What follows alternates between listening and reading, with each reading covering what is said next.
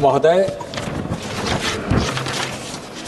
यह संशोधन विधेयक के संबंध में मैं बहुत संक्षिप्त कहना चाहूँगा। मुझको तो ऐसा लगता था कि यह इतना आवश्यक संशोधन विधेयक है। यह सेवा के लिए भी, पारदर्शिता के लिए भी, नियम के अनुपालन के लिए भी और देश हित में, इसलिए इसके विरोध न होगा।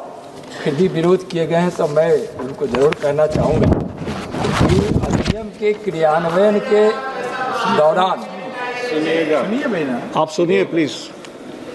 यह अनुभव किया गया कि प्रावधानों में कुछ अस्पष्टता है, जिसके कारण प्रशासनिक कठिनाइयाँ और प्रक्रियात्मक असंगतियाँ भी उत्पन्न होती रहती है। तो आवश्यक हो गया था कि एक स्पष्ट, संतुलित एवं क्रियान्वयन उन्मुख विधिक व्यवस्था स्थापित किया जाए, जो प्रभावी प्रवर्तन सुनिश्चित करते हुए संस्थाओं के लिए पारदर्शी एवं उत्तरदायी ढांचा प्रदान कर सके। इसका उद्देश्य है।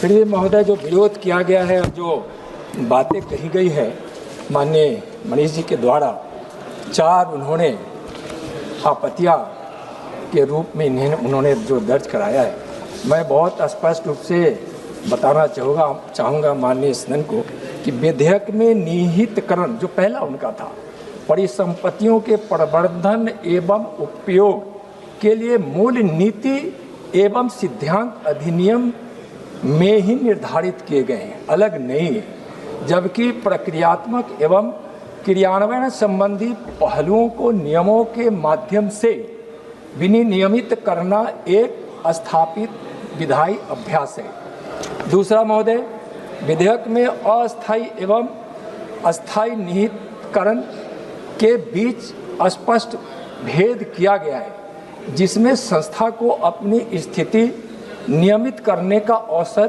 प्रदान किया गया है तथा पात्र होने पर परिसंपत्तियां की वापसी का प्रावधान भी सुनिश्चित किया गया है।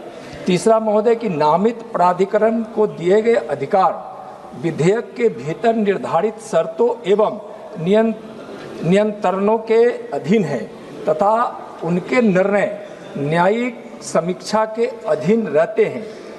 जिला न्यायालय में अपील का विशिष्ट प्रावधान भी किया गया है। महोदय, जांच के लिए पूर्व स्वीकृति का प्रावधान दुरुपयोग को रोकने हेतु एक संस्थागत सुरक्षा उपाय है, न कि प्रवर्तन को बाधित करने हेतु।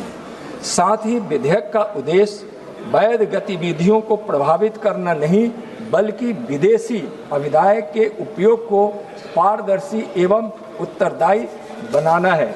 महोदय, विदेशी अविदाय अधिनियम का उद्देश्य यह है कि देश की सेवा में, या जो माननीय जी के साहब ने चिंता व्यक्त की है, कोई शैक्षणिक संस्था या कोई भी एनजीओ जो जन सेवा करना चाहेगा, जिसका उद्देश्य देश की भावनाओं की, संप्रभुता की और अखंडता के अनुरूप होगा, जो भारत के संविधान और कानूनों के अनुरूप होगा, उसको बाधित करने का नहीं है। लेकिन मैं यह भी स्पष्ट करना चाहता हूं कि जो भारत के संविधान की भावनाओं को, कानूनों को और देश हित से अलग होकर कोई काम करना चाहेगा, तो यह मोदी सरकार है, उसको बर्दाश्त नहीं करेगी और उस पर हम कार्रवाई भी कर सकते हैं, जो हम कानून के तहत कहेंगे। मैं भी मैडम प्रतिमा मैडम भी कुछ प्रश्न की है कि यह खतरनाक है।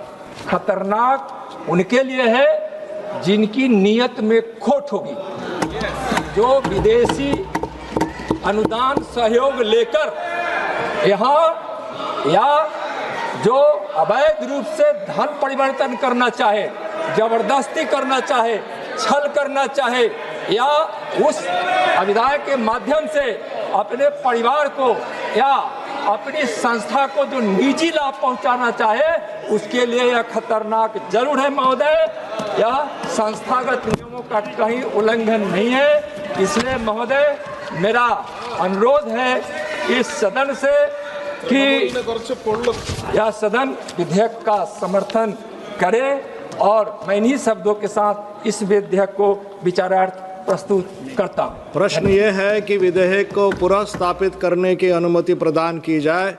जो सदस्य इसके पक्ष में है वो हाँ कहें, जो सदस्य विरोध में है वो ना कहें।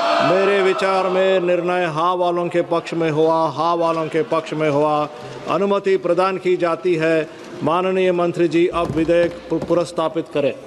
महोदय, मैं विधेयक को पुनर्स्थापित करता हूँ।